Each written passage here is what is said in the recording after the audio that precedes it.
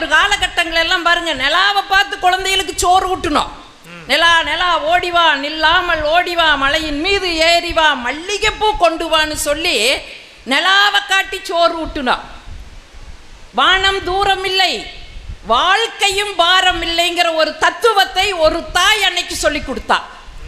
ஆனா இன்னைக்குங்க ஒரு 3 வயசு குழந்தைக்கு செல்ல காட்டி தான் சோறு ஊட்டிட்டு இருக்கிறோம்.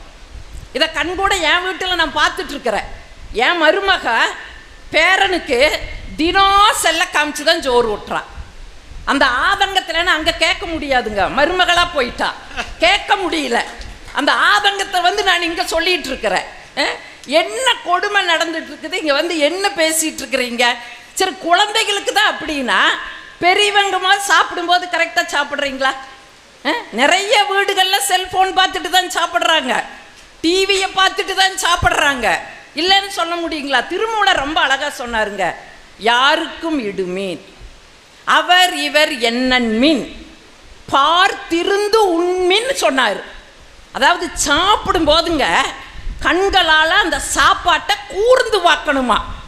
ஏன்னா கண்களில் இருக்கிற காந்த ஒளி அந்த சாப்பாட்டில் பட்டு அந்த சாப்பாட்டை உமிழ்நீரோடு சேர்த்து சாப்பிடும்போது ஜீரணமாகுங்கிறத திருமூலர் ரொம்ப அழகாக சொன்னார்.